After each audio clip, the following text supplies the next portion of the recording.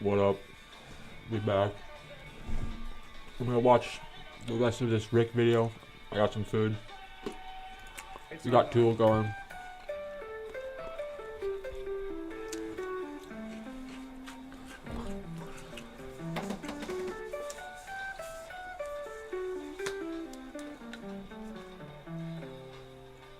Okay, so arpeggio up.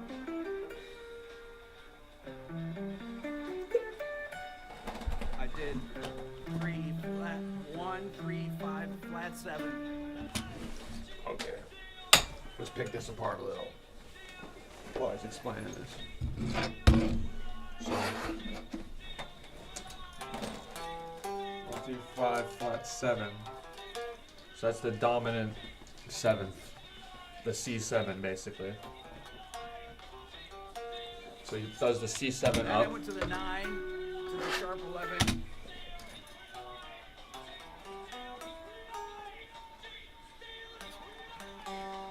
Got a tune up.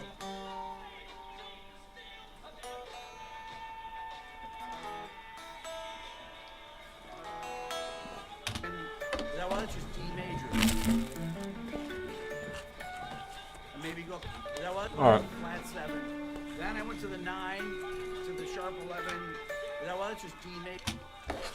I see.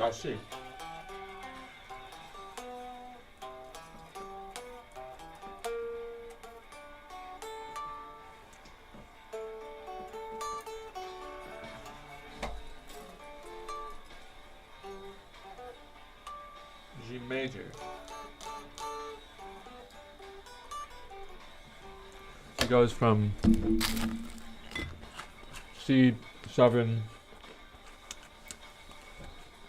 to G major.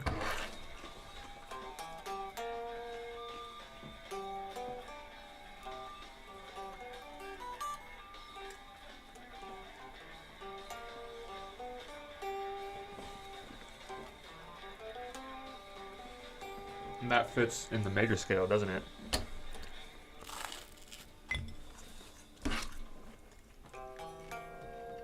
No, it fits in Mixolydian. Wait, how does that make sense?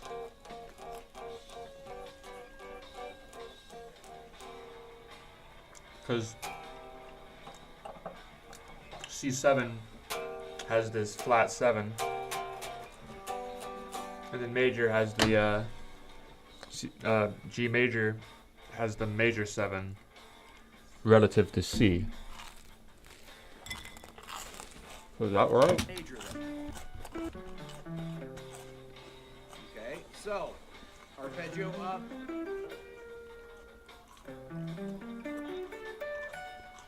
I did 3 flat 1, 3, 5 flat 7. Then I went to the 9, to the sharp 11. That was just D major there. Is that G major? I think that's D major. That's D major.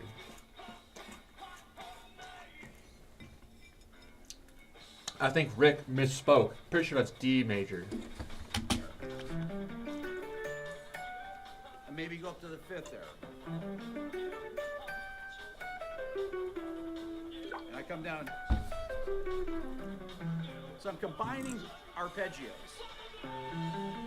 C7, D major. Yeah, and then second time he just goes D major as if like he never said G major last time. That's hilarious.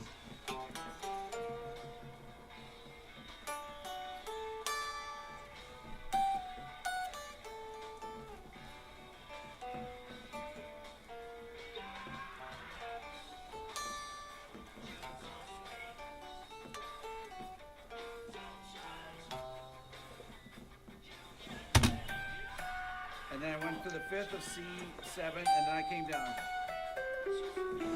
Alright, so he halfway up he switches to G major, and then once he reaches the high note,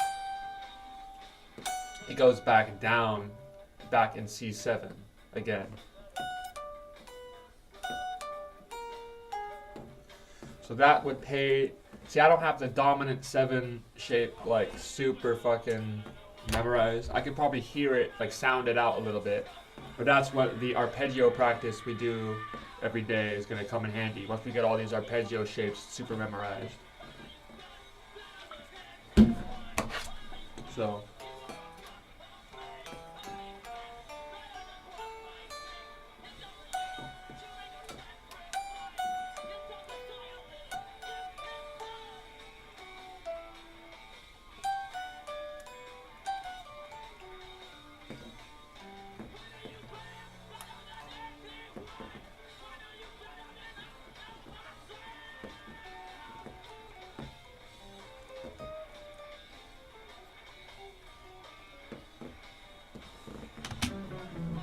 I came down to C Lydian major. oh, it came down in Lydian major. So what does that mean? Lydian major? You mean you just used the Lydian mode?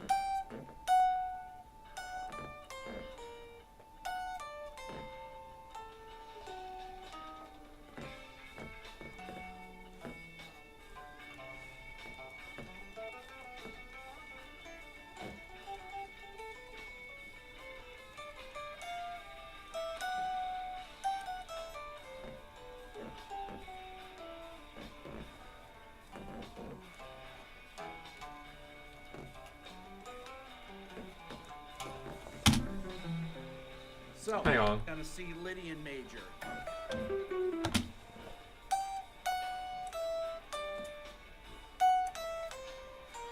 You got a pretty gnarly guitar stank face we got on Rick Beato right here when we pause. The stank face, the guitar stank face. Can't go anywhere if you don't have one. So, sorry.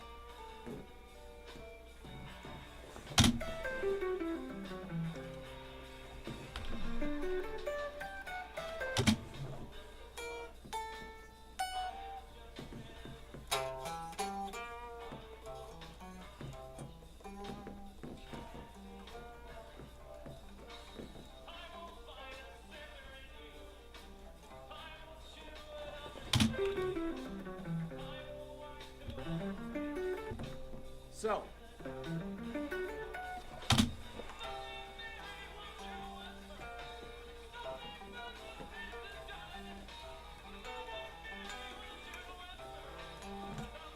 The dominant 7 has a perfect 5th in it, right?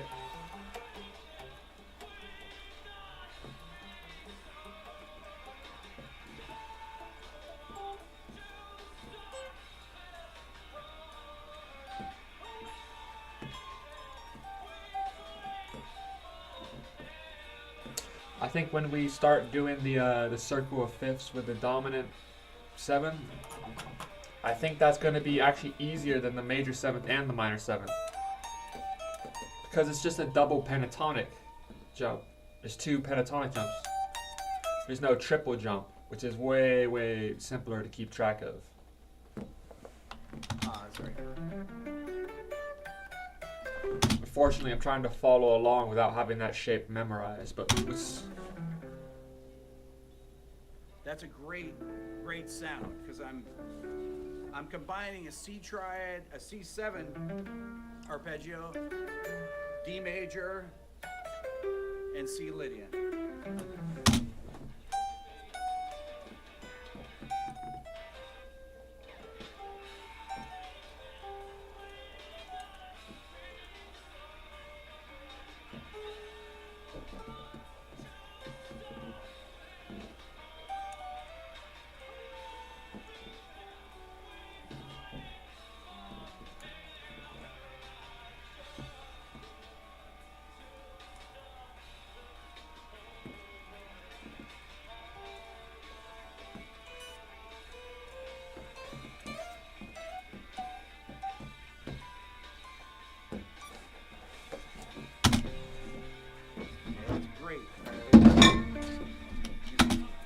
So, alright, starts with C7 dominant. Then it goes to D major.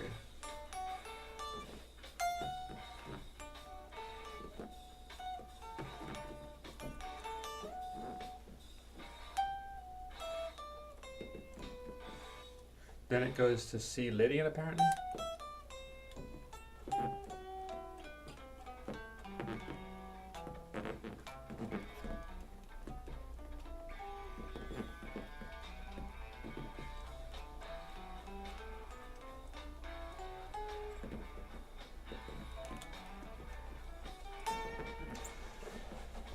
Start on the flat 7 too.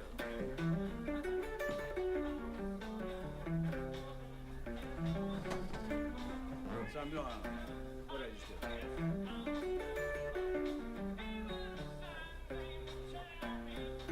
Start on the flat 7. Alright, so now he's doing the C7, but starting on the flat 7.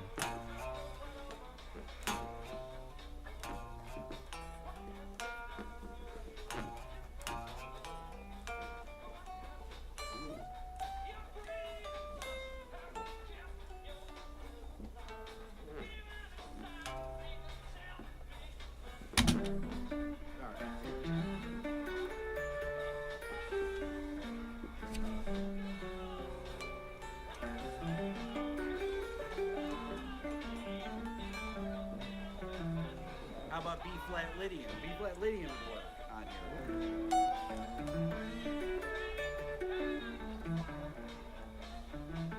Which a great sound too.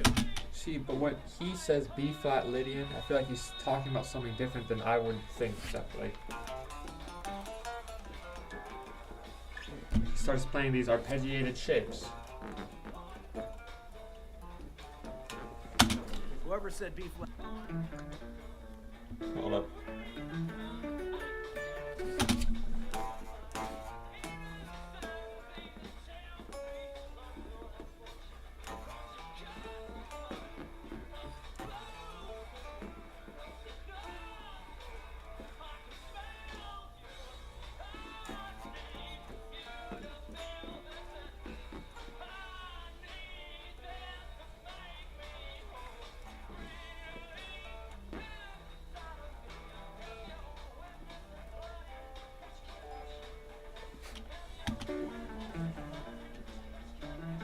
Which a great sound too.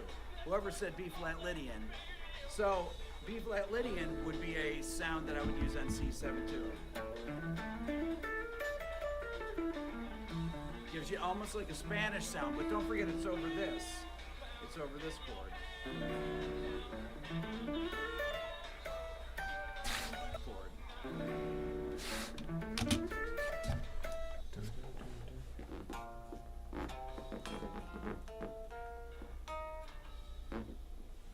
So it's like he's playing the Lydian scale. He's like playing certain arpeggios within it.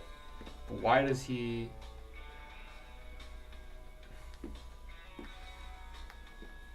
Damn it, Rick! I'm supposed to be the teacher, making me figure it out myself. I guess then. 1, 2, 3, 4, 5.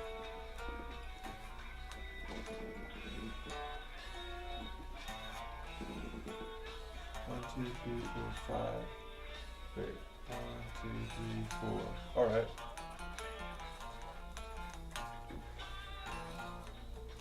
Does he just want us to pick the augmented fourth, the perfect fifth, and the major seventh? If we do that.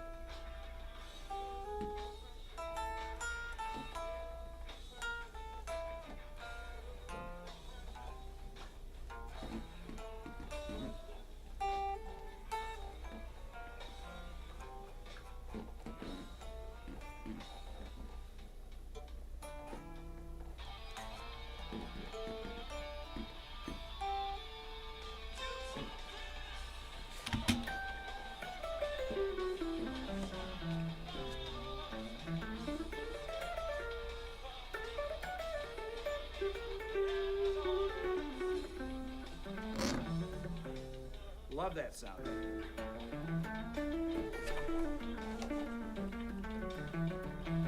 Always have to turn it around though. You don't want to play straight up and down now. I did there. I'm playing B flat Lydian. So I'm starting. Here's B flat Lydian would be B flat C or B flat major 7 sharp 11, right? B flat D E A. It's like this chord, right? Or I start on the 7th. I'm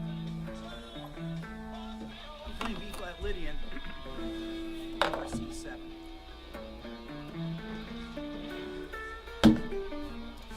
Playing B flat Lydian over C7, which means there's probably certain notes. So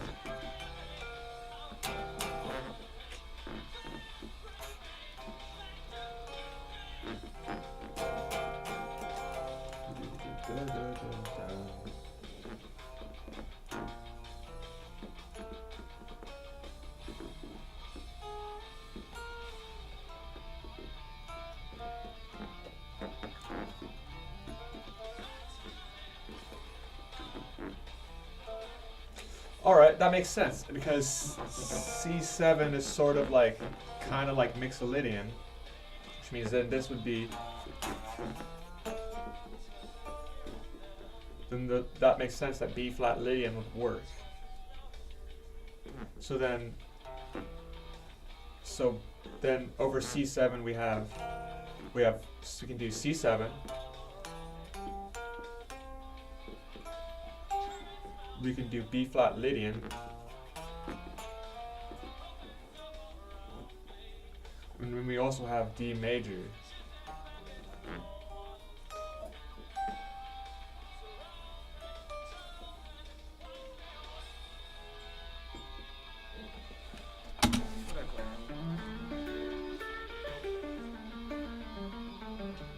I came down to G minor, add 9.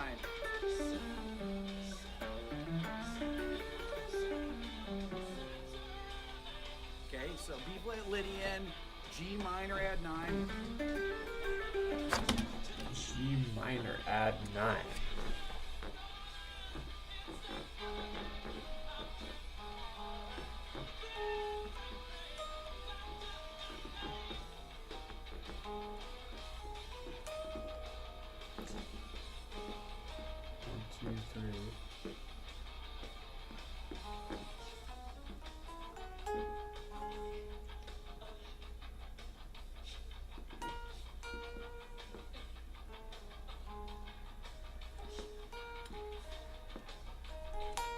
Like Stairway to Heaven.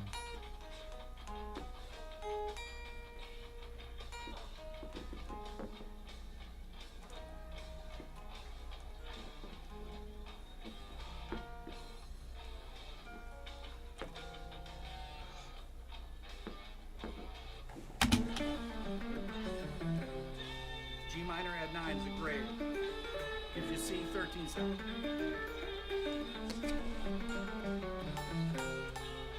Lydian, D major, right? E major. I love that G minor.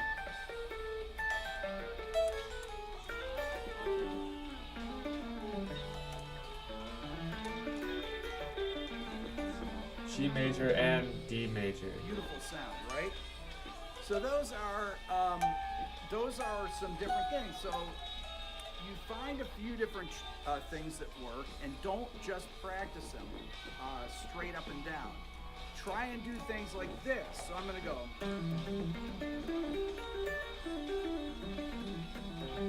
So I start on the 5th, okay, and I'm going to like a B flat, a C9 sound.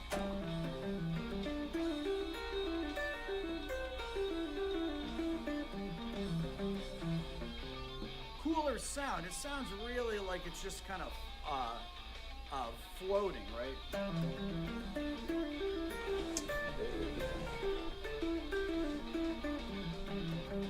I need to fucking learn this shit.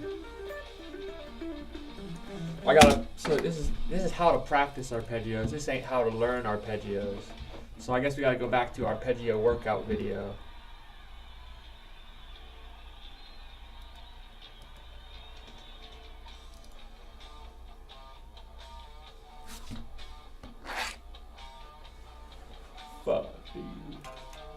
Alright, well let's just work up, let's just go through each of these shapes.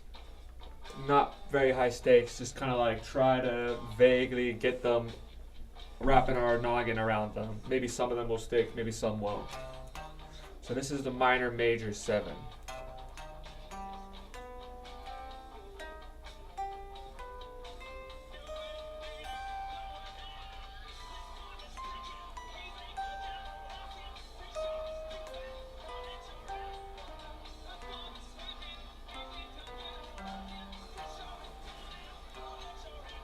Let's do that again.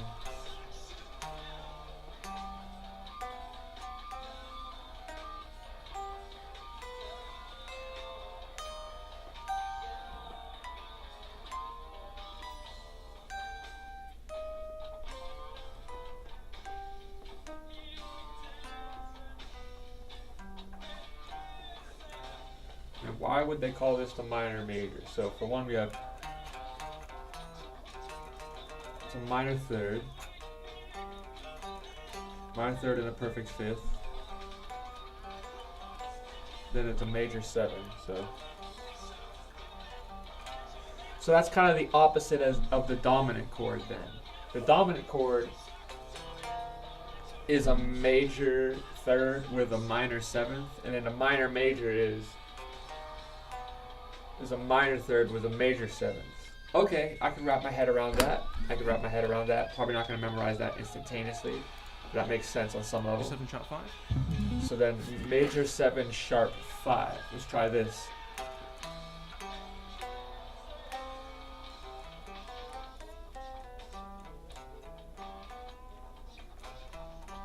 Why? Oh no. It's right there.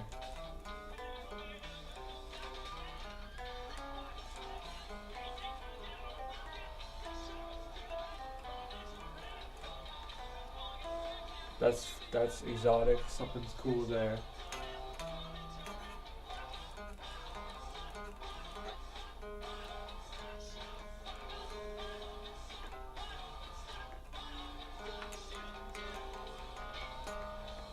What would be the scale that corresponds to that? Major 7 sharp 5.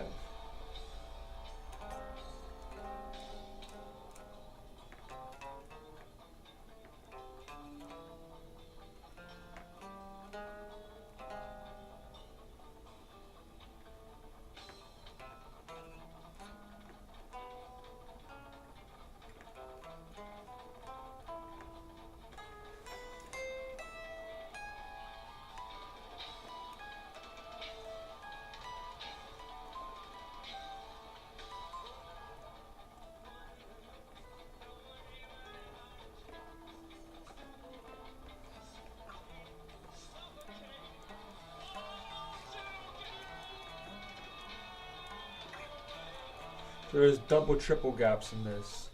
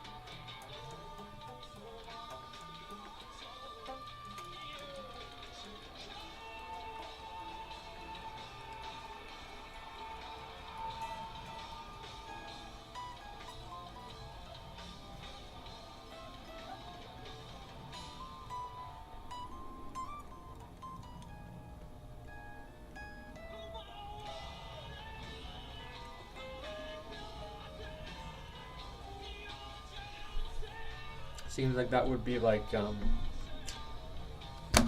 some sort of dominant scale. I'm gonna look that up. Major 7 sharp 5.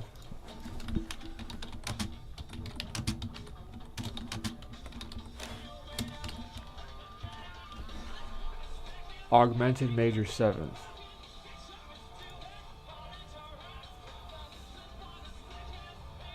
Yeah, the Lydian augmented scale. and it's a mode of melodic minor. And it also works in Lydian augmented second, which is a mode of harmonic minor. That's exactly what I thought it would be. Alright, so then Lydian augmented second. Let's try that then. So let me look up that scale real quick. I think I already know it, but I just want a diagram for simplicity's sake.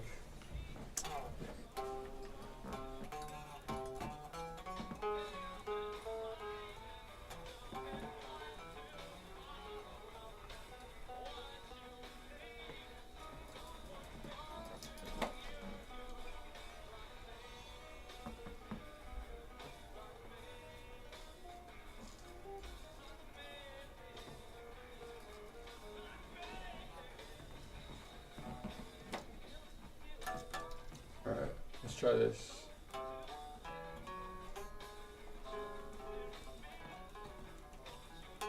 And what's cool is that beginning part there, that's all whole steps, so it's kind of like that that dream sequence sort of thing.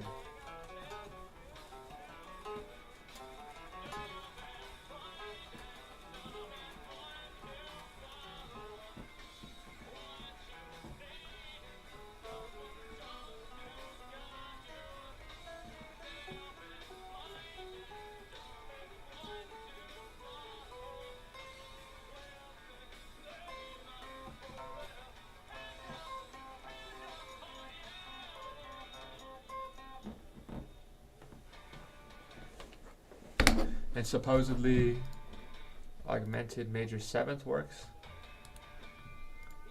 Or major 7 sharp 5. How does that look on guitar? Alright. I see. That's kind of an odd shape.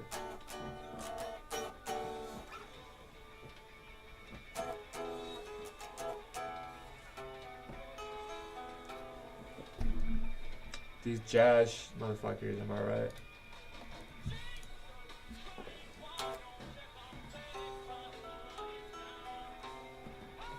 They always have these things where like it skips the string. Like you play the root up here, and then the actual like chord patterns like down here, and you have to mute a bunch of the strings.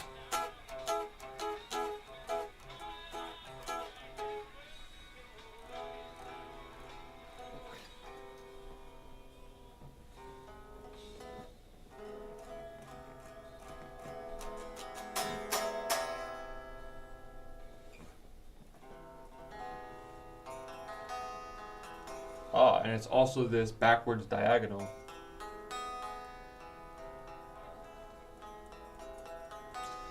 So I'm certain I've played that before because I do that shape all the time.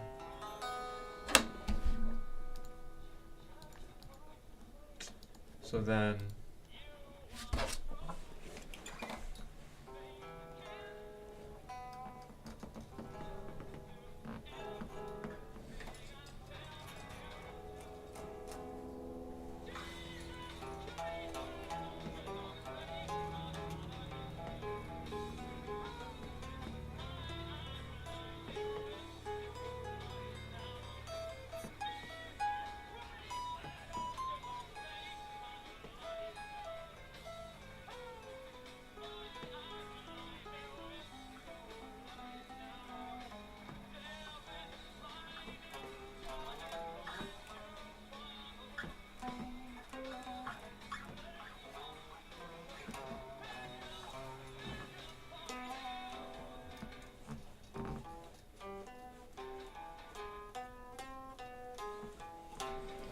there's some Lydian to that. I think it was either, hold up.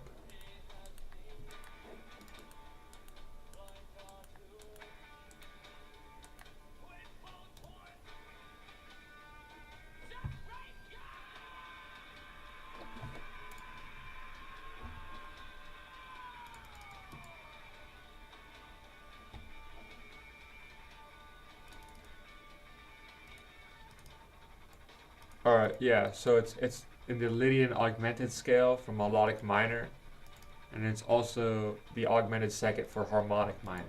Supposedly, it can also be used in Ionian sharp 5, which is also a mode of. Oh, wait, hang on. Lydian augmented second from the harmonic major scale. What the hell is the harmonic major? I don't know about I know about harmonic minor. What the fuck is that?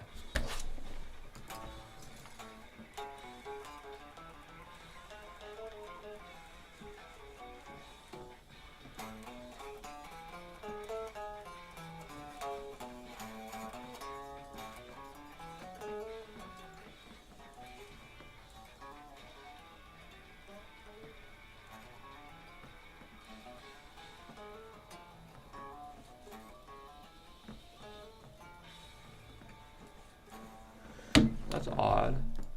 So then it's used in Ionian sharp 5 from the harmonic minor. So then harmonic minor is. And then would harmonic major be. That sounds weird. Fuck, man. Alright.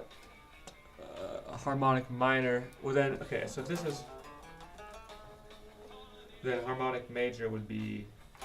Or the Ionian sharp 5 from harmonic minor would be this.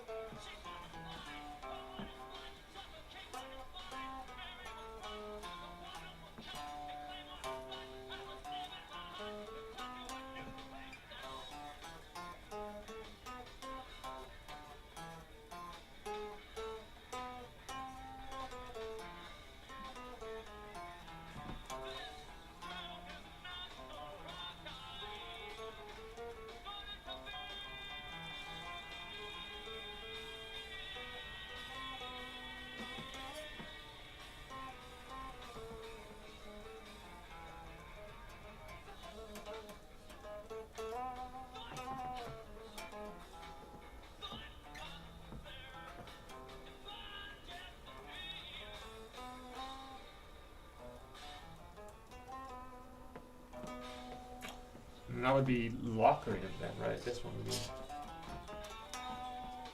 And this is Ionian sharp 5. I see.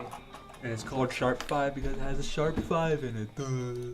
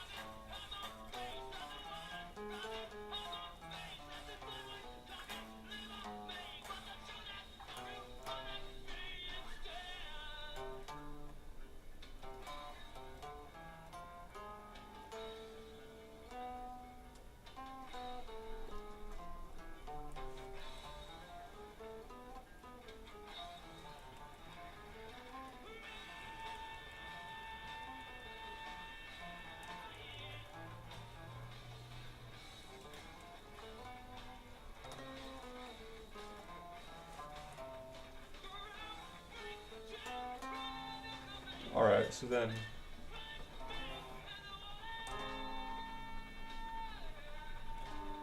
So this arpeggio goes over the Ionian 5, Ionian sharp 5 from the harmonic minor.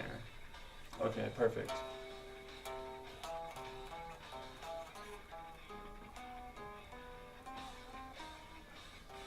That's why I thought it had that sort of like distinct, the dominant sound to it. So let's just do this one more time.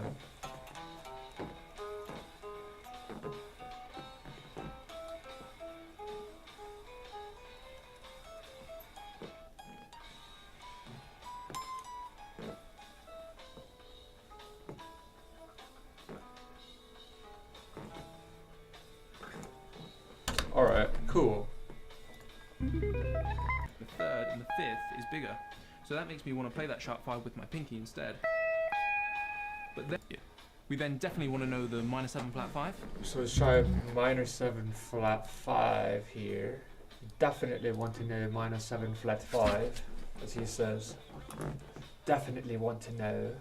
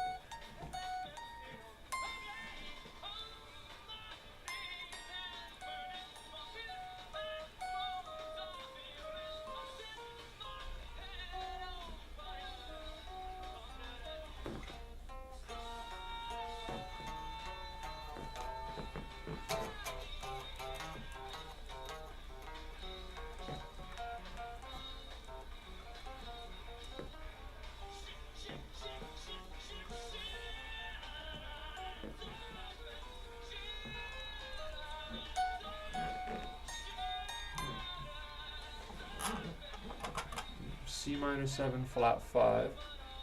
And so then what would that go over? Would that be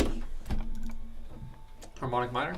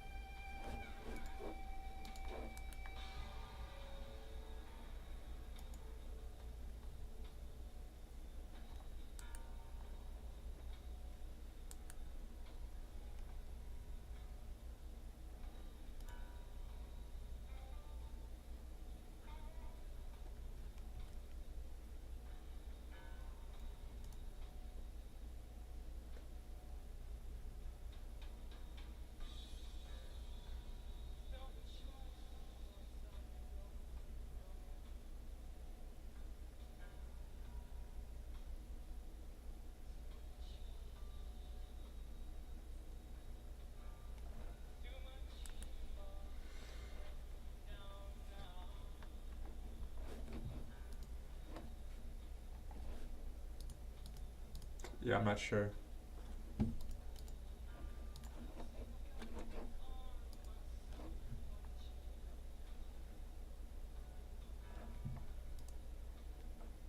Alright, we're gonna put some Joe Schmogan on.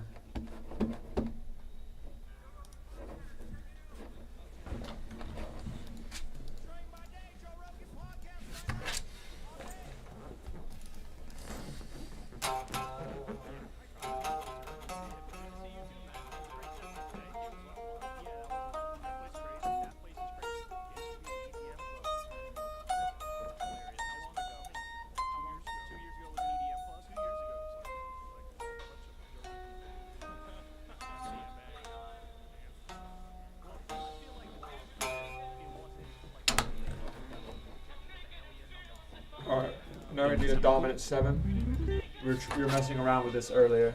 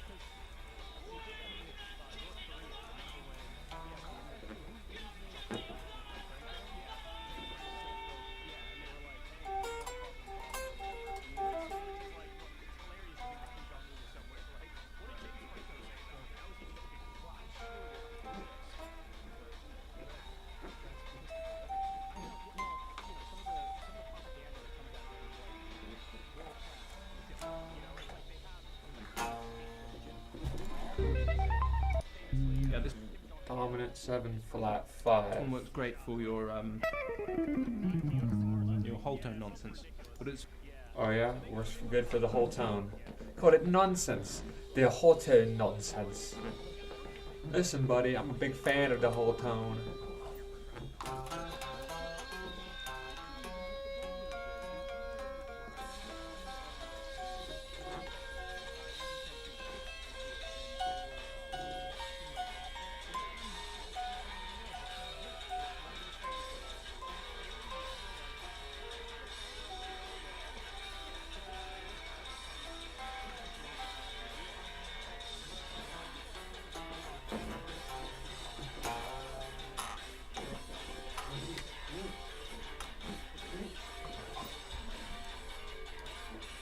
Dominant 7, sharp 5. dominant sharp 5.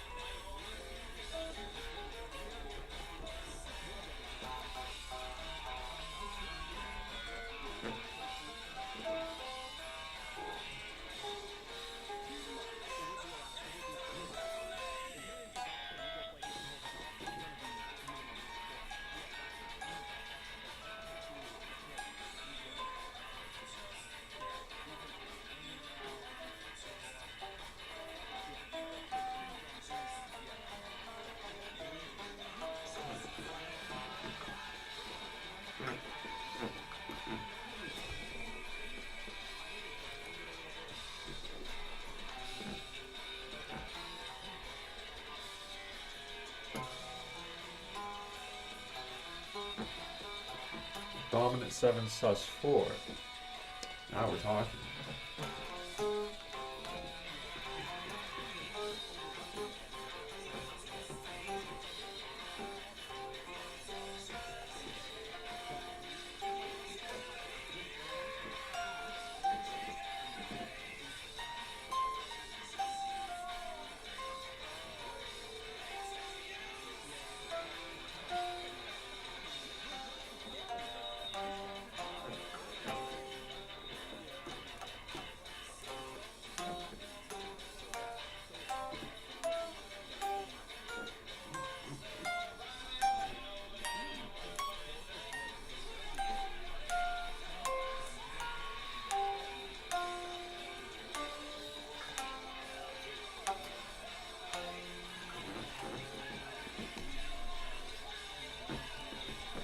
Four, but with a flat 5 is really super cool.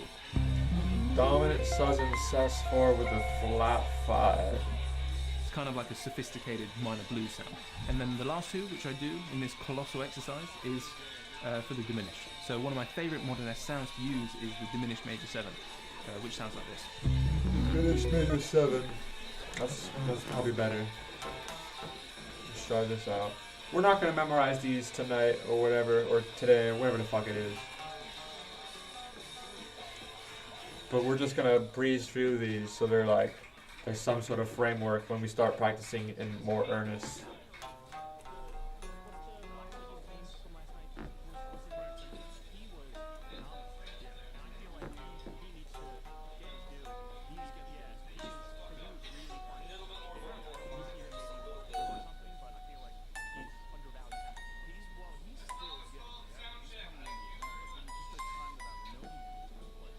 Wow, that's a big jump. That's a quadruple.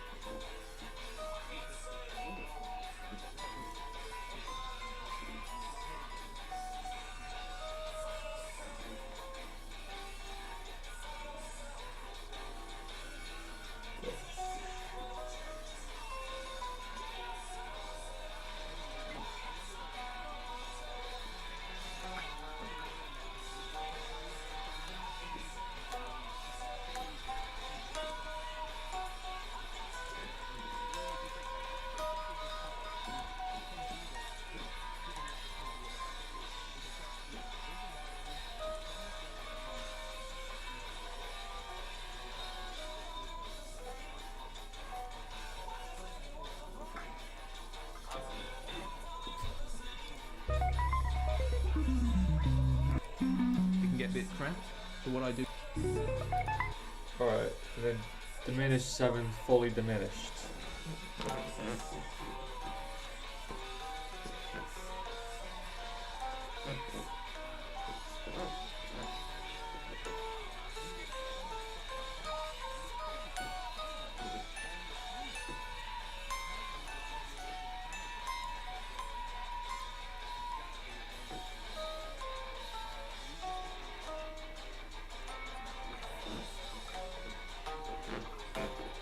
I like that one.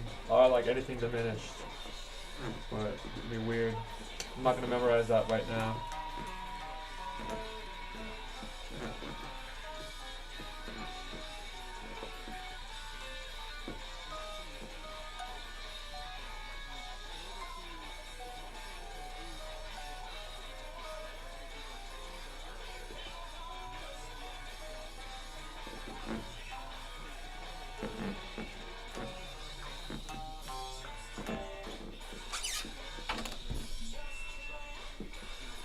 Alright, now what's this last section here? you can use these arpeggio shapes to bring out other sounds too. For example, the C major 7 shape could also be used for an A minor 9 sound. C minor 7 could be an A flat major 9 sound, or also an E flat major 6. Alright, so now he's going over how you can use these other arpeggios. If you put a different bass chord beneath it, you can use the other arpeggio shape for different keys, essentially. So like, you can do C major 7 over A minor, and it'll still work, and it'll become A minor.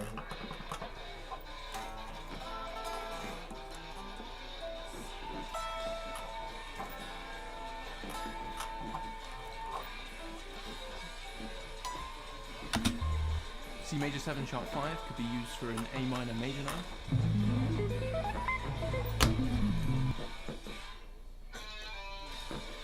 Chromatic arpeggio So exercise. as well as taking each arpeggio one by one through the cycle of fourths in a sort of non-stop long exercise, I also like to choose just one chord quality and practice moving chromatically. So if I take a major 7, I start at the lowest option, which is E, and ascend. But then when I descend, I play the next key a semitone above, so F. And then I keep going with that pattern. So the thing to watch out for is that instead of jumping to the 7th, I actually jump to the root instead, which is the 7th of the next key, for this chord quality anyway. So in full we get this. Oh, that's a good one. That's a good way to practice. Fuck, man, we're gonna have to start doing that too. The chromatic thing.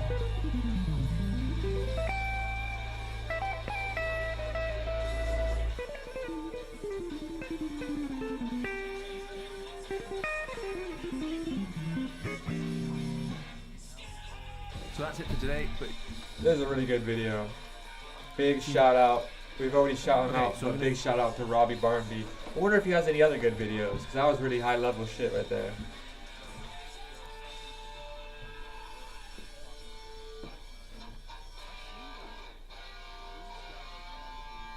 Alright, pentatonic arpeggios. Modern pentatonic shapes break out of the box. hi everyone, hope you're keeping well. I wanted to talk briefly today about a line that I played in one of my earlier videos, as I've been asked about it a few times.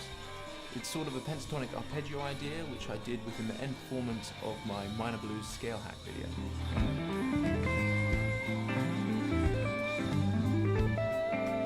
So I thought we could break apart and explain the idea, but also expand it into a bit of a concept so that we can hopefully use it as a way to break out of our common boxed-in pentatonic shapes. So let's do it.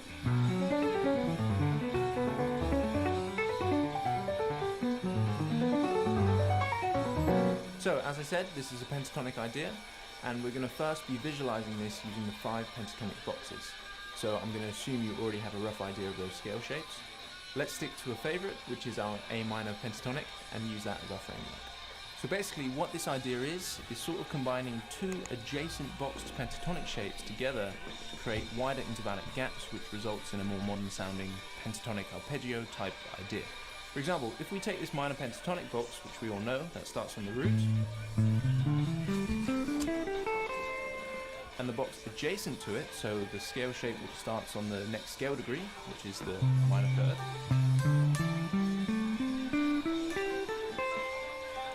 If we combine them together, we get this sound.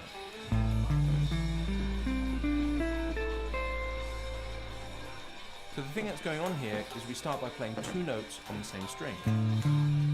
The placement of these two notes will be a mix of both the pentatonic boxes. So the placement for the first note A, of course, comes from this. Aha, that's interesting.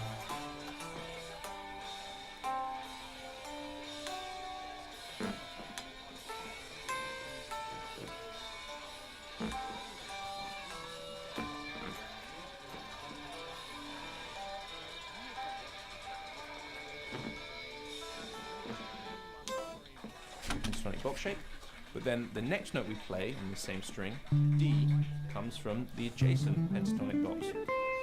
So we're essentially skipping a note of the pentatonic scale, the C, but more on that in a second. We then change string to play the next note of the scale, but we only play one note on the next string because the placement of this next note, E, is shared between both our chosen pentatonic boxes. It's in this one, and it's also in this one. This is then our pattern, so we change string to do the same thing. So from E, we play the next note of the scale, and then we skip a note to get a mix of both boxes, and then we change string to play the next note where the placement is shared, and then the same thing using the next two strings. For me, I tend to slur every time there's two notes on the same string when it's up to speed.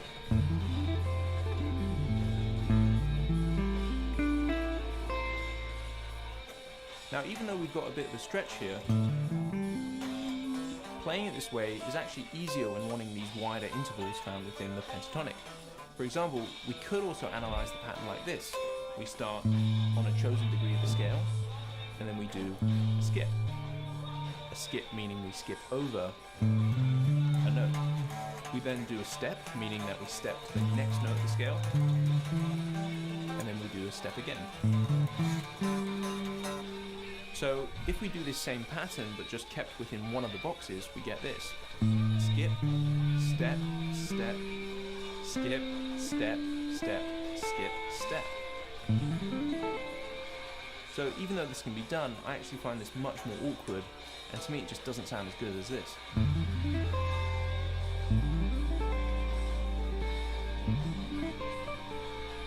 Okay, so now that we understand the construction of the pattern, we're going to apply this to each scale degree of the minor pentatonic. Skip, step, step, and we could skip, actually step, now step, see this skip, combined step, shape step. Alright. as our new.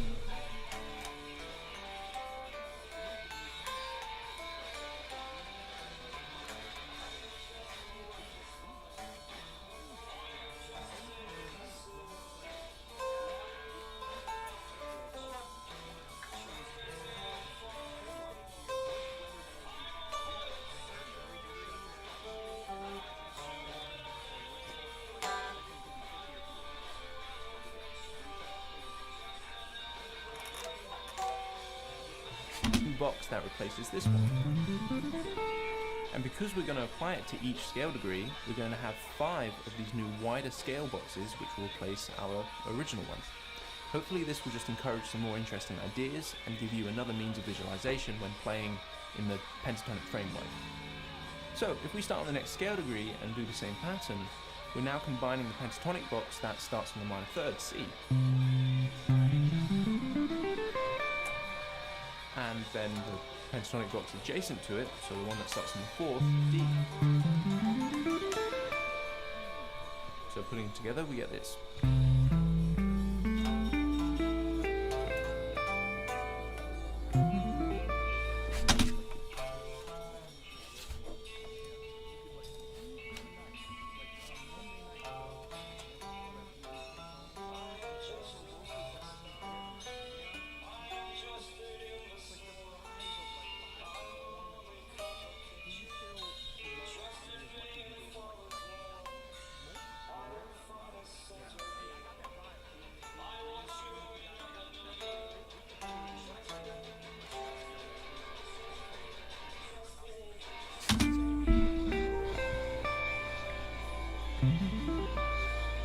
also really cool.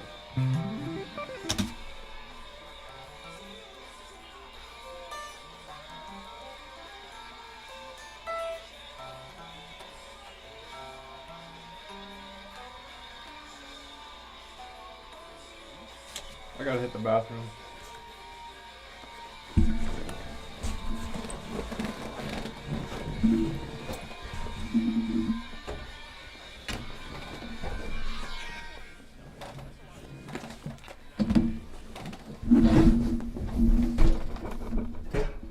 Dangerous because, like, when you record, and I recorded something, I haven't released it yet.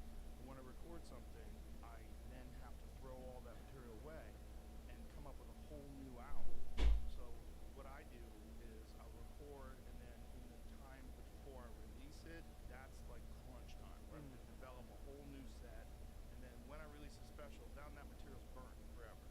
So now I have to like figure out how to make this new stuff as good as the old stuff.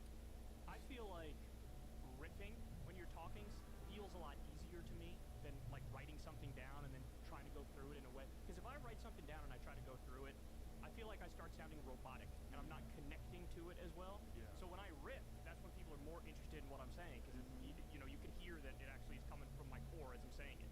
So that's what seems very difficult about comedy to me is that because you always talk about how you write, and so like you have to write down your bits and then you have to deliver it in a way that doesn't feel robotic, that feels like you're still connecting with the words. Yeah. And so I was like Tony said last night, he's like, I don't even write. He said, I don't even write my bits. And to me, I feel like if I was a comedian, I'd be more like him because if I write it down, I'll be like, and then this is the part of the joke where like it just wouldn't come out. Right, but you don't have to say it that way. Like, I think everybody does it different. And some people don't ever write, and some of the best comics alive don't ever write. But I feel like you should do all those things. I feel like comics are inherently lazy. And It's a funny sentence. this thing, that's one of the reasons I let them do comedy. They're like, I don't want to work, fuck this. You know, fuck this job. And then you like say something funny about the job, and everyone's like, and then you're like, oh, yeah, funny. Well, that sort of rebellious mentality leads you to not want to be disciplined. But I think there's a big value in sitting in front of a computer and just spending time going over ideas. Like some of my best bits I've come up with just writing, just sitting down and writing and then piecing together. And then the skill is to try to figure out a way to riff those concepts and get it to the point where it's funny. Do you see a big difference day to day in terms of your delivery? Like some days you go up there and just be like, I'm just off today. Like I'm not nailing it today. And other days you're like, oh, I'm cranking it right now. For sure. Yeah, there's days where you're better, but it's also it's like you got to figure out well what was different about the day when I was off. You know, maybe I didn't get as excited. Maybe I didn't pace enough, or warm up enough. Maybe I didn't like treat it with a lot of weight. Like you got to like there's a lot of heaviness to like going on stage. Like here we go, and then you also have to be like looser on stage sometimes. And it's like there's a lot of variables, which is why so it's exciting. do you feel like more pressure the better? The more pressure you feel, the better you do? Need some pressure. Yeah, you need some pressure. That's interesting. I get nervous for every show. That means you love it. Yeah. Tiger Woods said that. He's like, yeah, I get nervous before every round, and that's how I know I still love it. Yeah, that's what fighters say too. Fighters say the worst feeling is like when you're not nervous. Because if you're not nervous, you go. And some of them are fine with that, but a lot of them they want to be on edge. They want to be like in the green room getting ready, like. Yeah. Yeah. You know, because then you're that of the nerves and everything is you're excited about this moment. And it's an important moment for you, and that's important. You know you care. Yeah. You know you care Yeah, you in a gotta situation care. like that. You Yeah. gotta care, and you know, people don't like to be uncomfortable. But I think through being uncomfortable, that's where the growth comes. That's where you learn things. Yeah, well, after you feel nervous and then you do the thing and you do it well, Yeah. the feeling of relief you get afterwards Yeah. is amazing. Yeah. You know, I felt it like I went on the PBD podcast recently, Patrick Ben David, and I went in there. No, I mean they're like a sort of like a grind set show. Make I wouldn't know how to money, describe make money. make money, hustle Yeah. culture, that sort of stuff. Hustle. And I went in there, and as somebody who's on the left, you know, they're not really going to agree with me on it, but they're nice enough guys, and that, you know, they're in favor of open dialogue and discussion of different ideas. And I was like, hey, this should be fun. And so I went in there knowing it was a little bit like the Lions Den, so I was a little nervous, but I went in there, and the conversation went great. They're really nice guys. You know, we got a great reaction to it, and the feeling afterwards of relief was like, oh. That's interesting because you went in there like ready to do battle, No, I didn't. So I didn't go in there thinking like there's gonna be a fight. but You know. contentious perhaps. Yeah, I guess. I thought, they're not going to agree with me on some stuff, and so I need to be able to explain myself in a way that can change their mind or at least give them pause and make them rethink it. And I think I largely succeeded on that front. A lot of people in their own audience said, hey, I like what this guy had to say. No, and so it was a you victory. did a great job. I watched some clips from that. You did a great job. He's a great guy. He really is a great guy. He's fair. He was fair. Genuine. Yeah, he was genuine. He Yeah. wasn't trying to because some people, if you have a debate and they're different perspectives, some people will go in with like, I'm going to own this person mindset, Right. and that's not him. He just No. genuinely wanted to know, like, how do you think about this? Tell me what you think about this. Even when he doesn't agree with you, it's fair. Correct. Yeah, that's right. He's a very genuine person, and that's the appeal, and that's why he's doing so well.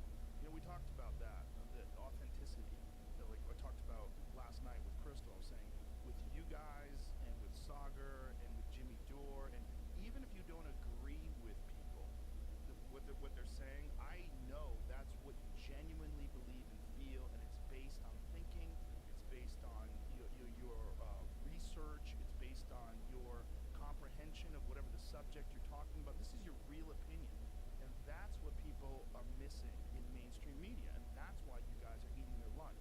That's why you're killing it.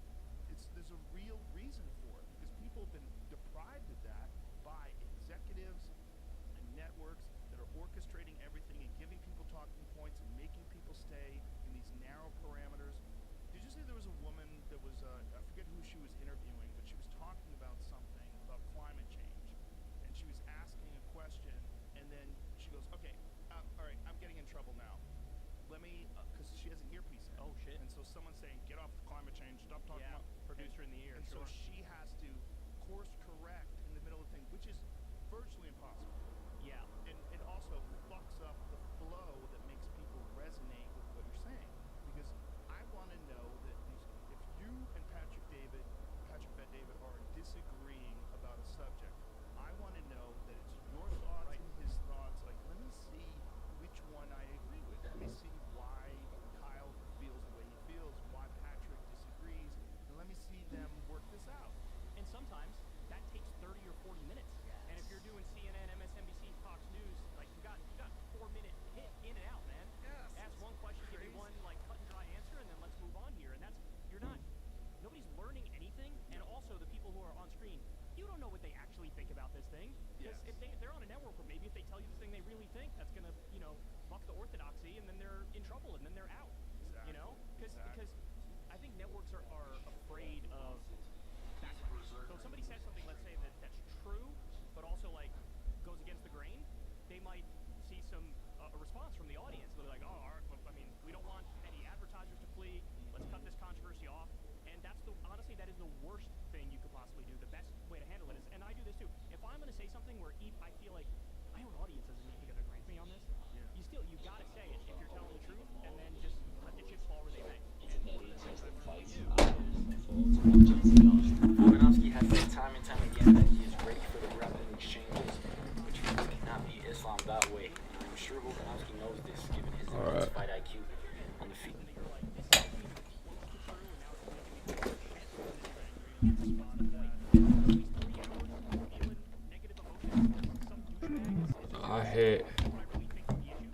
I hate Kyle Kalinske. What a whiny. Is he a Polak? Fucking Polak.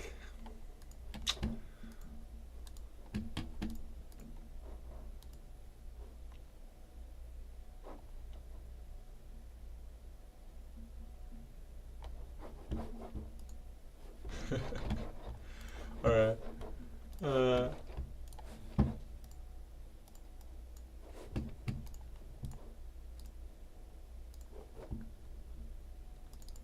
Let's get back to this here demo situation. We gotta do some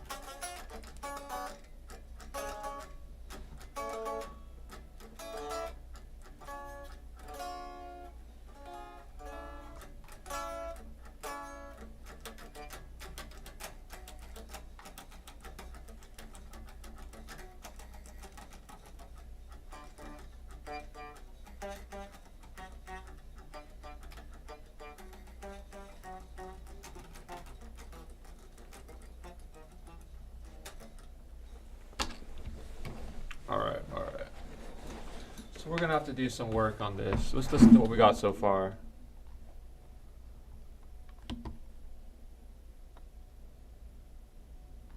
I feel like we did some more. What happened to it? Did I not save?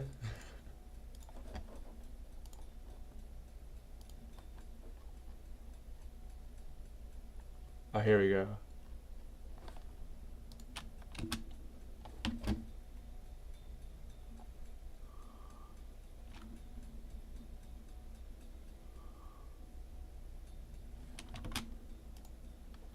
Alright, let's just slide these over here because I want to do another take.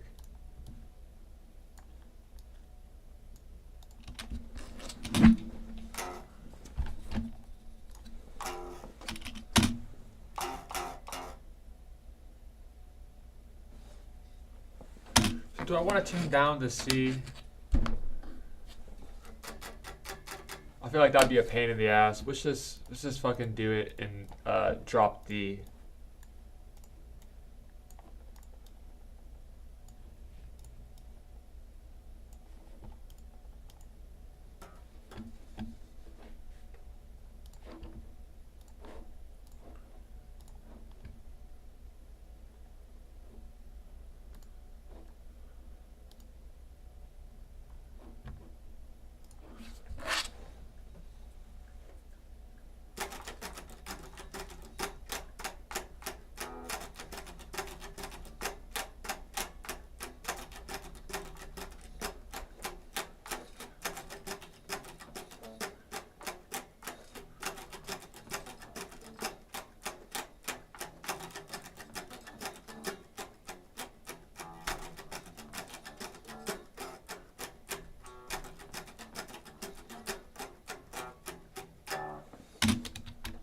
Alright.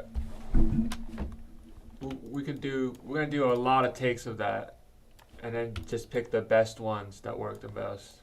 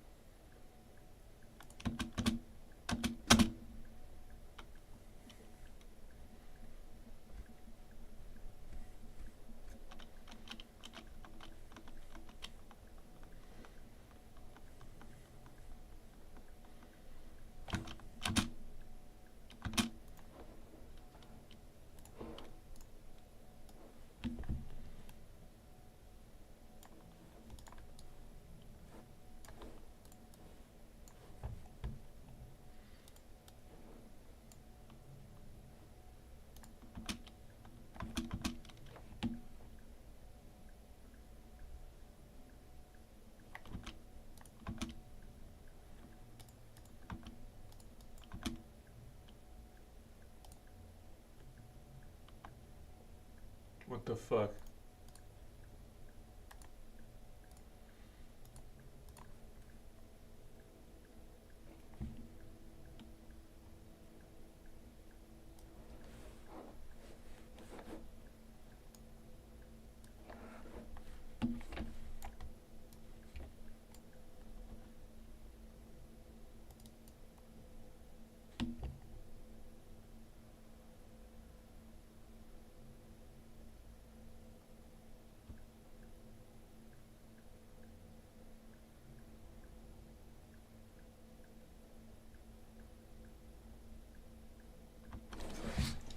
fuck happened?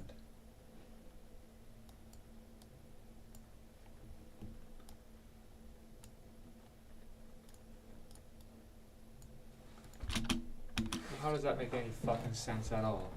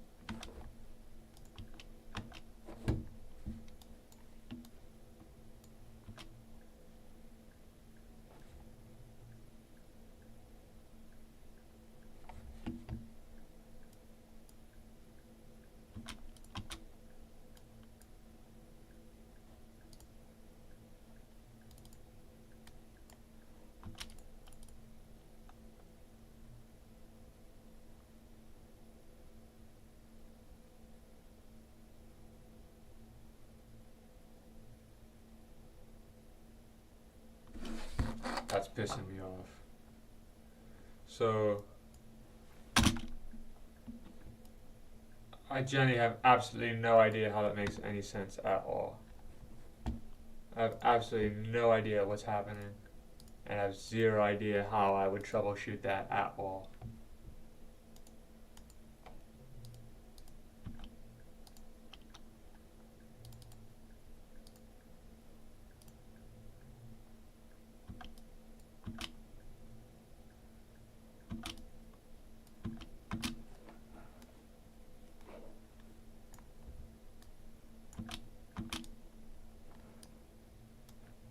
Wow, that's annoying.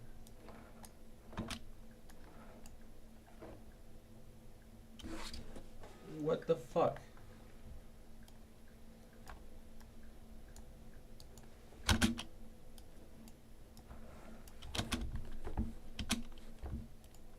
This is stupid. Alright, I'm gonna just try working on a different song.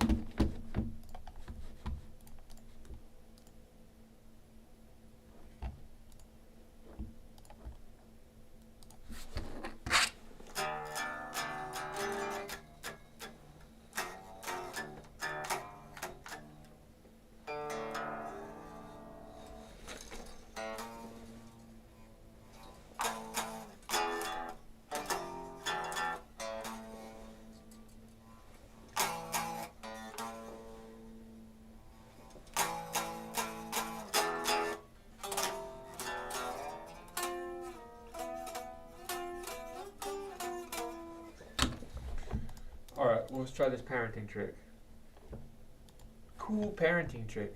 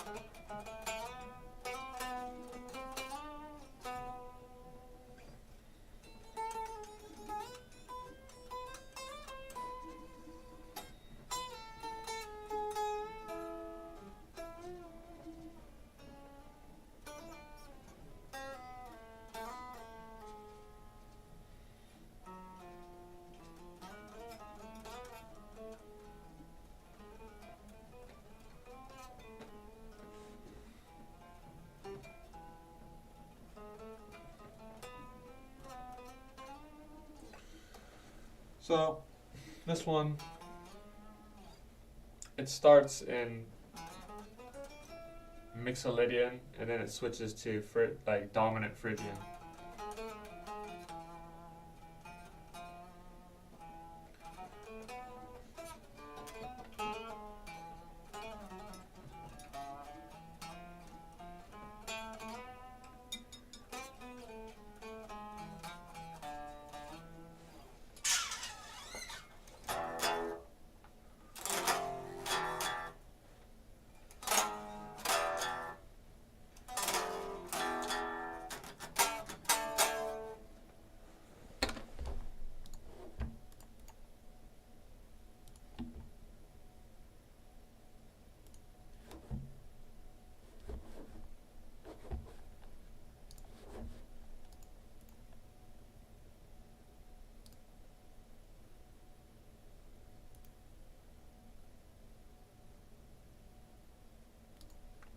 So it's pandas.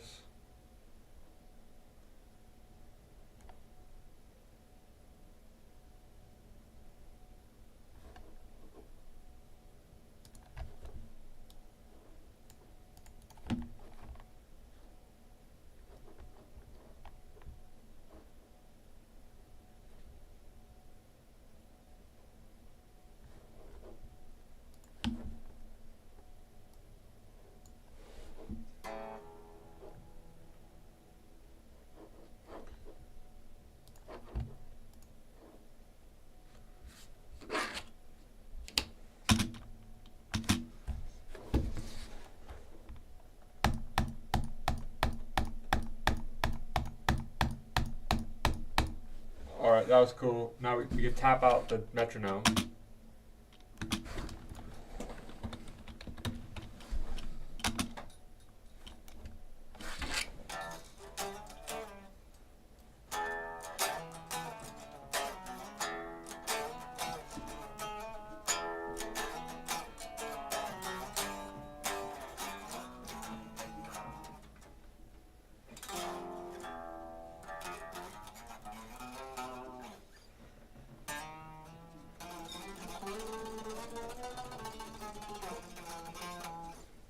Alright.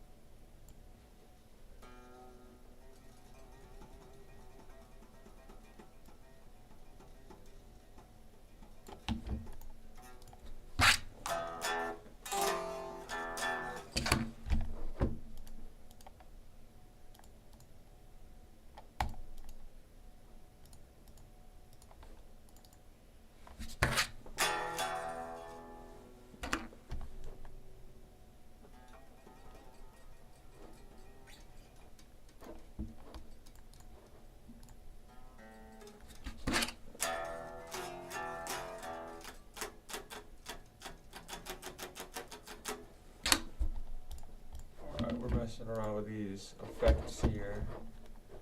How do you want to dial in this tone?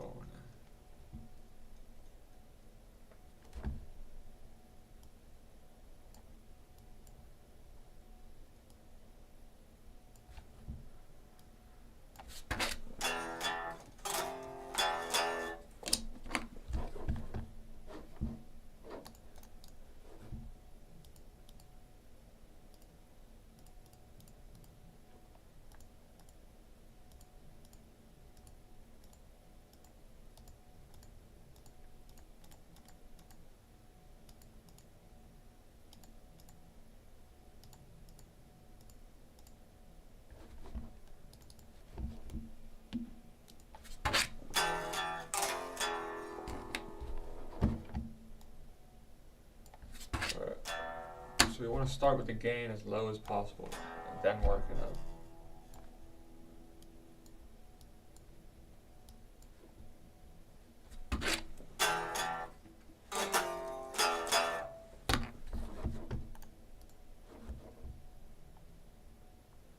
Get more dynamic from the guitar then. and then you raise it.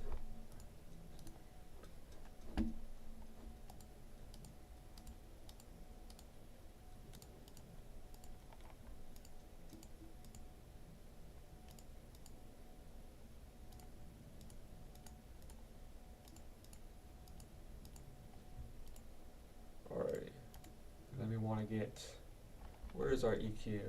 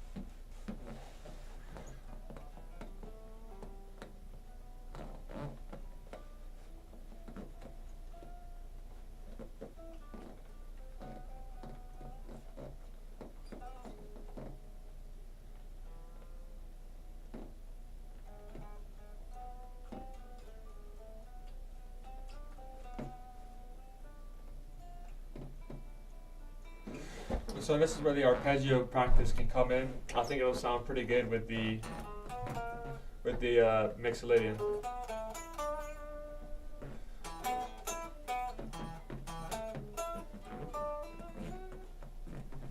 And then we could just go into the actual dominant scale and just play that.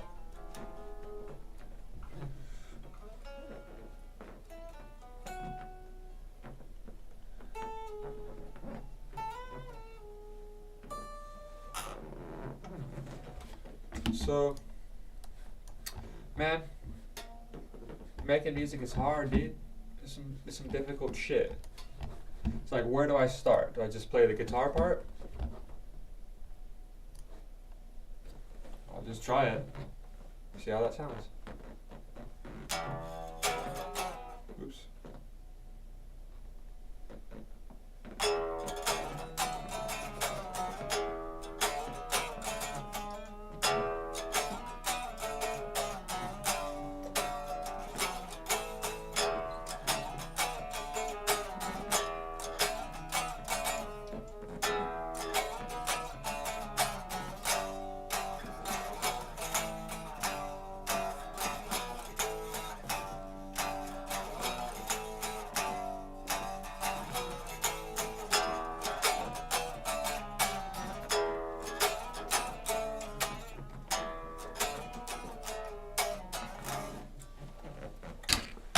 So I kind of want more distortion on that.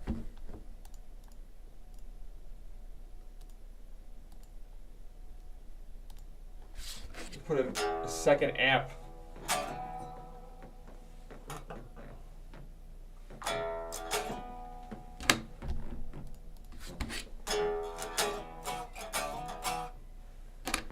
We're gonna have to really bring the drive down though.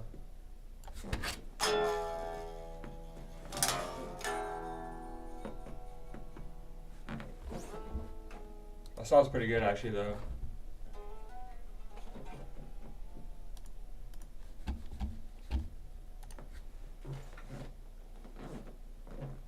I'm gonna turn the metronome way up actually so I can hear it better.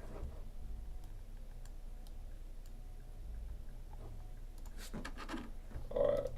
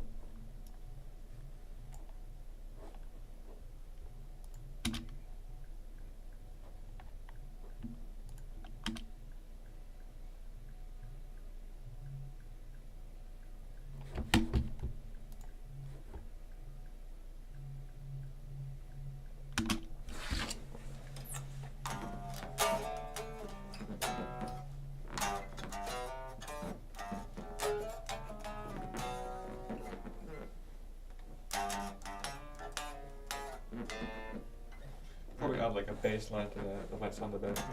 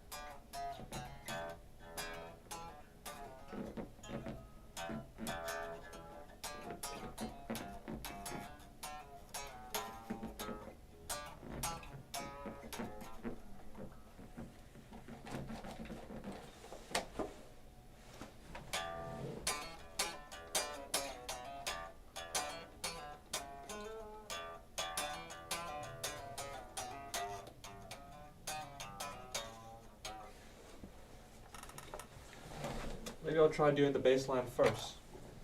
Throw the guitar on top.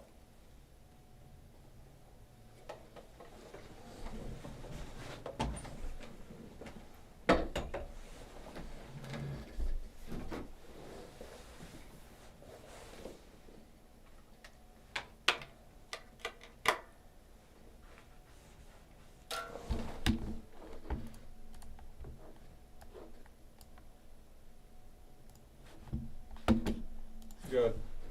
This bass is still tuned to C. I'm gonna tune this puppy up.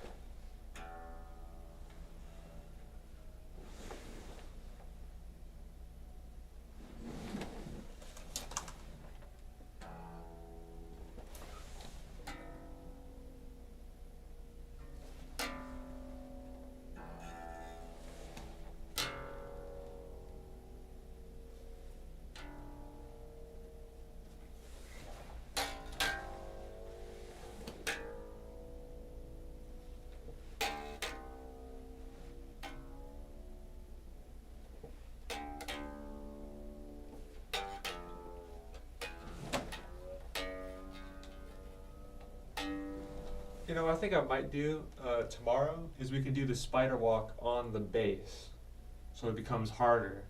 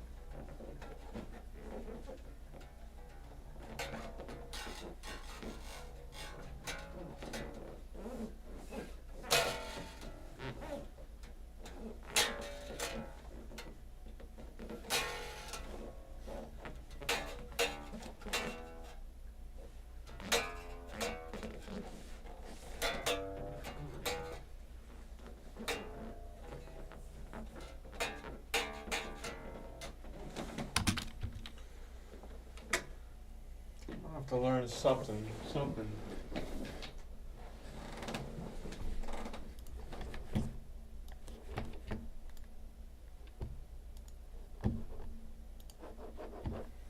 Is there some sort of like organizational process, or is to make a song? Not make a song, record one.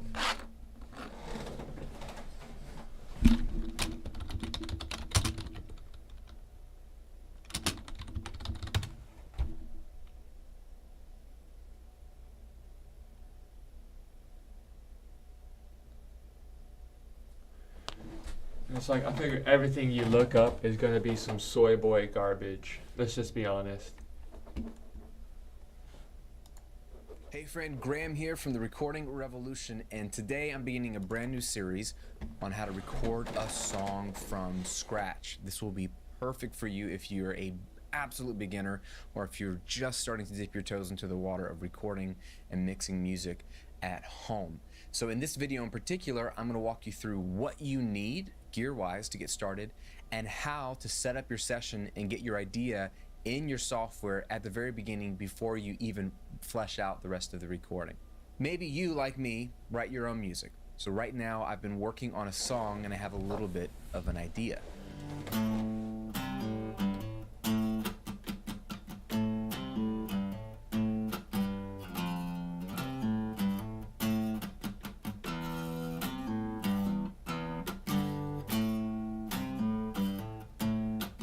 Now I want to get this idea into my computer so I don't forget it, and then I want to build it out into a complete song. Now what you're going to need to record music from home is very, very simple, and lucky for you, this is the absolute best time to be making music, so it's crazy affordable. You're going to need a computer. And I'm assuming you already have one. In fact, the computer that you already own is perfect for this. Don't go out and buy a brand new computer, so use whatever you got. You're going to need an audio interface. That is the box that allows you to plug in your guitars and microphones and keyboards and get them into your computer. I'm going to be using the Focusrite Scarlett Solo. This is a simple USB audio interface, $99, sounds amazing, one of my favorite companies. It's hard to beat this deal. You're going to need at least one microphone, ideally a large diaphragm condenser microphone, but you can also be a dynamic microphone. Now I'm going to be using a Behringer B1. This is the original microphone I purchased for my home studio over 15 years ago, and I still have it, I still love it, and still use it today. $99, brand new, very, very simple mic. You're going to need some studio headphones or monitors to listen back to what you're recording. And for me, I'm going to be using the KRK KNS 8400s. I've got also the 6400s. These are great, great headphones, but really any headphones will do. Preferably a closed back headphone, meaning there's no open mesh here. It'll help get rid of the bleed if you're recording and the microphone picks up stuff from your headphones. You don't really want that, so closed back is my favorite for recording. And then finally, you're going to need a piece of recording software. This is usually called a DAW, a digital audio workstation, and there are a lot of free ones out on the market if you're getting started. Today I'm going to be using Pro Tools First. This is an absolutely free version of Pro Tools.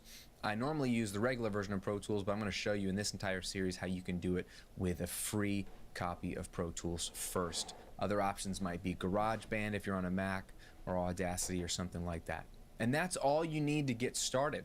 Now, what I'm going to do is create a brand new session inside of Pro Tools First and get my idea recorded so I don't forget it, and get the session set up so I'm ready to build out on the rest of my song. All right, let's start making some music. Now, the first thing I want to do is create a guide track, which will have a couple of key elements that will make the rest of the recording process much easier. So let's first load up our software. I'm going to load up Pro Tools First. You would open up whatever your software is. I'm going to create a new session. Mine doesn't have a name yet, so I'll just call it New Song in A. And now I've got a brand new blank session here in Pro Tools. Now, what I want to do first is make sure that Pro Tools, my software, is talking to my interface. So I want to make sure that I've got the right output and audio engine set up. Looks like I've got the Scarlett Solo USB set up here, so we're good to go. That way it's not your computer's built-in audio card or sound card that it's looking at. You want to make sure your software is looking at your audio interface you plugged in. Next, I want to get a click track or a metronome track inside my session. This is because playing to a click track will give me a lot of tightness and consistency, whether my whole band comes in and plays one at a time, or if it's just me or just you recording every part yourself, you're playing to the same tempo over and over again. So we want to make sure that that's the right tempo, and we've got one of those click tracks in place. I'm going to go here to track, create click track, and take a listen to what the current tempo is on this session. All right, a little fast for my song. And what we can do is change the tempo. I'm going to go ahead and look at the transport window here, pull that up. And I'm going to uncheck this conductor track so we're in manual tempo mode. And right here you can see the tempo is at 120. I have no idea what the tempo is of my song, but there's a cool thing in Pro Tools where you can find out the exact tempo of your song by tapping it in. All I have to do is click inside here, find the T key on my keyboard, and then hum the song to myself while I tap the letter T in time with pretty much quarter notes for the song. Bum ba-dum ba-dum bum bum ba-dum ba-dum bum. So it looks like 70 BPM is about my tempo. Let's take a listen.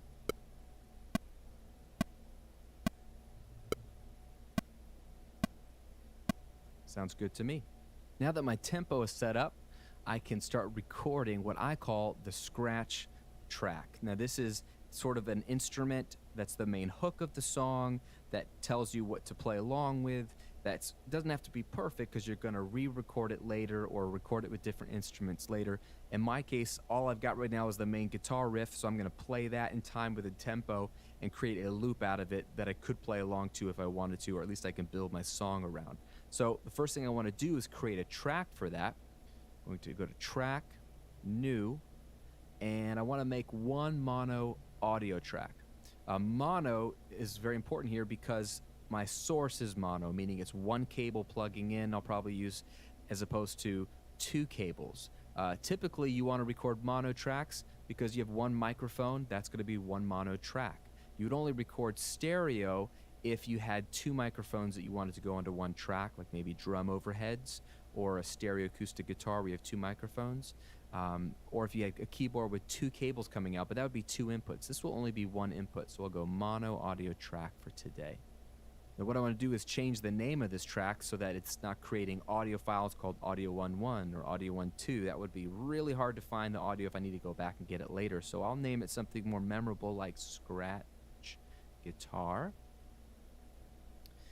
And then now I need to plug in my guitar. I'm going to use my acoustic guitar for this scratch part, and I'm not even going to mic it up because it doesn't have to be pretty. I'm literally going to plug in an instrument cable to the side of my guitar and then plug that into input 2 on my Scarlett interface, which is the instrument input. I need to switch the input from line level to instrument level because this is an instrument level signal, not a keyboard or line level or outboard gear signal, so it's a little bit different. And then I'll turn up the gain so it's at an appropriate level. And let's see if we're getting some signal in the interface at least.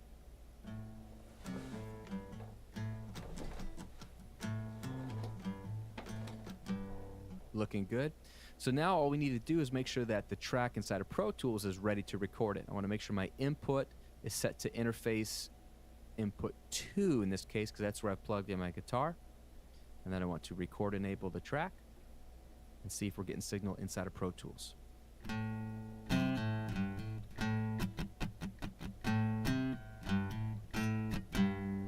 Looks like we're good to go. So now all I'm going to do is press record and play along for about 8 measures till I feel like I got a decent pass of the hook, and we'll see what we've got.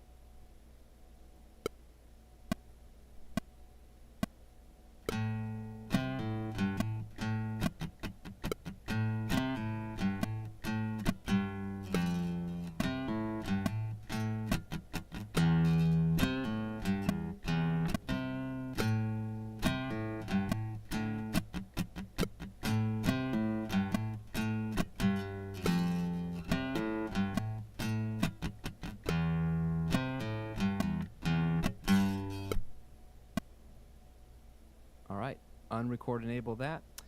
And I think the first half was pretty bad. I missed a note or two, so let's see if we can just find the second half.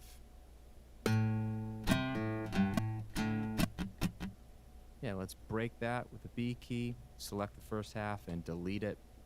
And then let's go ahead and drag this back to bar 2. We'll leave a bar of count off.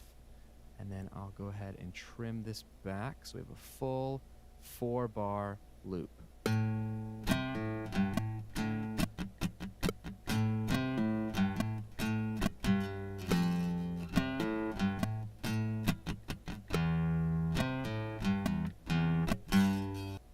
There we go. So now this is something I could loop by holding Command D. And now I've got 4 times through the riff. And we're set to go. Now you can build out the song. You could record a pass of the entire song, start to finish. This is all I have right now in the songwriting phase, so I'm going to just keep it at this loop. But now I've got the tempo pretty close to where I want to have it. I could always adjust this later, and I've got at least a scratch guitar track to give me the hook and the vibe of the song, and I'm ready to start building out my real session. But before you go, I want to give you a gift. It's something that I call my 6 steps to a radio-worthy song. It is a PDF download as my gift to you. That. All right.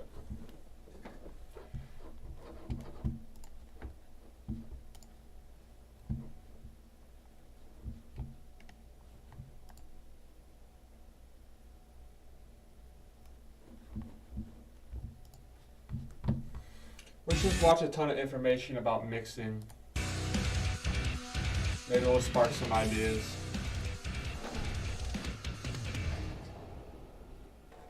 Hello, Bobby Torres of Frightbox Recording here to show you how to mix heavy guitar tracks within Reaper.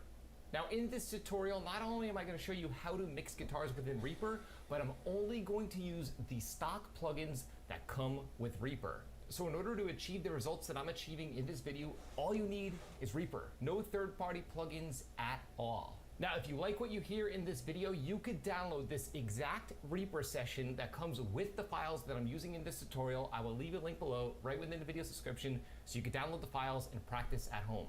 Again, the download comes with the exact session I'm using, along with all of the plugin settings and the files that I'm using in this tutorial. So again, you could download it. There's a link below right within this video's description. So now, if you've ever seen any of my videos, you know I'm a huge proponent for technique and workflows over gear. Because in my opinion, these days, gear matters very little. It's all about how you use the gear, not the gear itself. So what I'm gonna do is I'm gonna play the sample back, and then I'm going to dissect piece by piece exactly how I'm achieving this heavy guitar tone within this sample using only the stock plugins that come with Reaper. Let's check out the sample.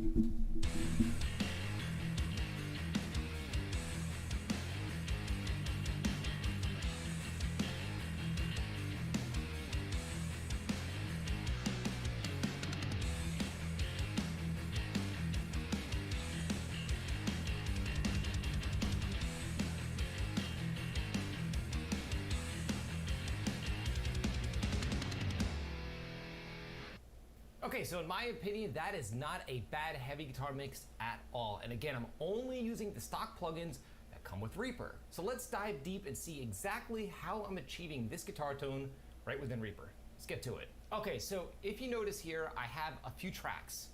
This first track is actually a stem of my drums and bass track. And the only processing that's happening on this stem is just a simple EQ. Again, it's just a stock EQ that comes with Reaper. I just have a low shelf filter applied that's attenuating all of the frequencies below 200 Hertz. I felt like there was a little bit too much sub happening in the kick drum, so I just wanted to attenuate those frequencies so I had extra headroom on my master bus. But drums and bass are not what this video is about. This video is about guitar mixing, so let's get to the guitar tracks. Okay, so if you notice here, I have 4 orange tracks. I have one that's called 5150L, Guitar DI-L, 5150 right, and Guitar DI right. Even though it's 4 guitar tracks, I'm only using 2 of them. The reason why is 2 of the tracks are an amp tone and 2 of the tracks are just DI tracks that are not being used in the mix at all. I always track DIs for editing and also for reamping. Now, if you're wondering why I would track guitar DIs for editing, the reason is very simple. If you look here, you can clearly see transient information on the DI tracks that you cannot see on the amp tracks. So if you record a DI with your amp tracks, you can simply group your tracks and edit them together, and you can use your guitar DIs as references because they're much cleaner and easier on the eye when you edit. But again, even though they are in my mix, they're completely zeroed out, as you can see, and they are not being used in my guitar mix at all. but my amp tones are. Now, the next thing that I want to point out is that I have no processing on my guitar tracks themselves. And the reason why is all of the processing that's happening on my guitar tracks are happening on a guitar submix. And this red track right here is my guitar submix. And in Reaper, I'm using the folder track system where I'm creating a folder that all of my guitar tracks are being sent to. Now, the great thing about Reaper is you can easily create a submix by creating a new track, placing it above all of the tracks that you want to submix, and just clicking the little plus icon. That will instantly route all of the tracks sitting below that specific track through it, and it will act as a submix. And that is what I've done in this example. So again, these 4 tracks are being sent to this track here, and I named this track Guitar Submix. Now, yes, the DIs are being fed through it, but the DIs are zeroed out and are not being used in the mix at all. So the magic that's really happening in this mix is happening on my guitar submix. And my 5150 on the left is set to 0 dB, my 5150 on the right is set to 0 dB, and they're hard panned left and right. Those are the only mix related elements that are happening on my guitar tracks themselves. So what I'm gonna do right now is I'm gonna bypass the plugins that I have on my guitar submix, and let's take a listen to what my guitar tracks sound like in solo.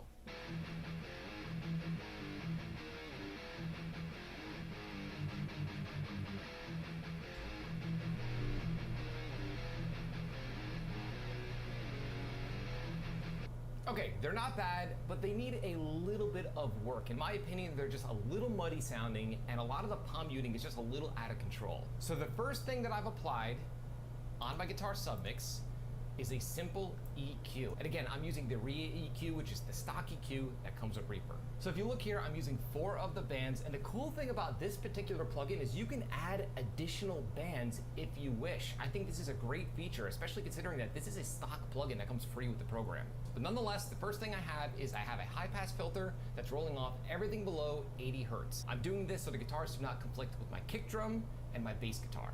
Band number 4 is a low pass filter, and I'm rolling off everything above 10K, because all of those air frequencies that exist within a guitar track do not necessarily need to be there, because they're going to clash with the cymbals and a lot of the times the top end of a vocal track. So in this case, I'm just rolling off everything above 10K. Now, in my opinion, there was a little bit too much of a buildup in the lower mids, so I'm pulling out a little bit at around 390 Hertz, as well as a little bit of lower mids at around 700 Hertz, as well as a little bit more low mids at 865 Hertz. So nothing earth-shattering, but in my opinion, these simple EQ tweaks make a massive difference on my guitar tone. So what I'm gonna do right now is I'm gonna play the guitars back with this plugin engaged, and I'm gonna intermittently bypass the plugin so you hear how much of an effect it has on my guitar sound.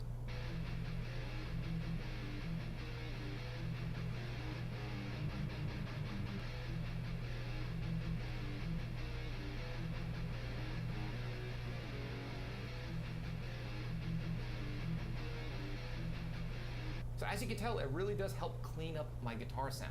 It's getting rid of the frequencies in the low end that we don't need, as well as the frequencies in the top end that we don't need, and all of that additional mud that's happening in the low mids that, again, we just don't need. And just as a reminder, if you download this template, you will have these settings at your disposal so you could practice at home. Now, this takes care of the overall tonal balance of our guitars, but what about those palm mutes? Now, we all know in metal, there's a ton of palm mutes that usually happen within guitar tracks, and these palm mutes can really make the speakers jump and can also conflict with the low end of your mix. So now, compression usually helps dynamic range, but the problem is that if you use a normal compressor, it's gonna affect all of the frequencies within your guitar tracks. So you'll end up hearing the compression on your guitar tracks. Now, this is not necessarily a bad thing. Maybe this is an artistic choice, but for me, I want my guitar tracks to sound as natural and transparent as possible. This is where multi-band compression really comes into play. And the great thing about Reaper is that it comes with a free multi-band compressor. Now, as a Pro Tools user, I'm extremely jealous because at the time of this taping, Pro Tools does not come with a free multi-band compressor. You have to buy one.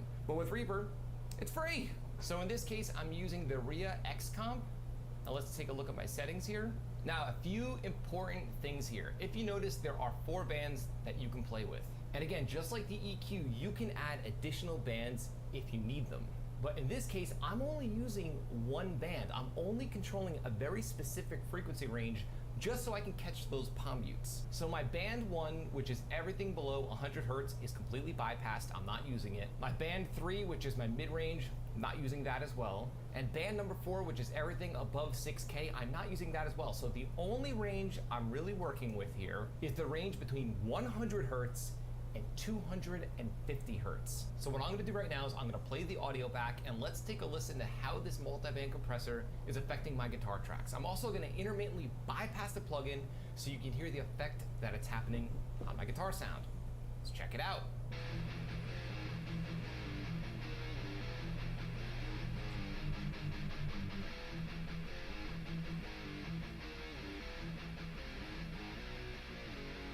So if you notice, it's cleaning up my guitar sound in a very subtle way. What it's doing is it's controlling the palm mutes and not letting them get muffly or out of control.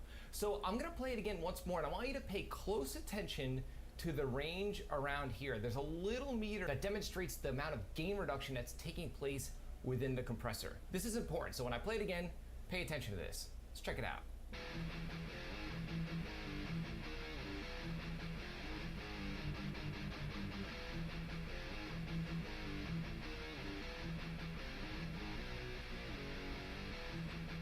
So if you notice, when I played the audio back, you saw numbers like -2.9, -4. What this represents is the amount of gain reduction that's taking place within the plugin. So what this multi-band compressor is doing is only controlling that specified range of 100 hertz to 250 hertz within my guitar tone. What's great about this is that we don't perceive it as compression because it's only happening on a very small frequency range. The frequency range that's usually out of control with the palm mutes. So when it comes to palm mutes on guitars, I love multi-band compressors because again, they can control the palm mutes without it being audible to the listener. And as far as processing, in order to achieve the guitar sound that I've achieved in this example, that's it. Just the right amount of EQ matched with the right type of compression is all I needed to achieve the guitar tone that I wanted in this mix.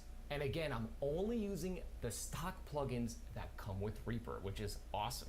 These days, all you need is a basic interface and a DAW, and you can achieve amazing sounding productions right within your home studio. Now, if you're not a Reaper user, I have great news for you. It's only $60. And not only is it $60, but you can download it and try it out for absolutely free. So if you're looking for a DAW... All right.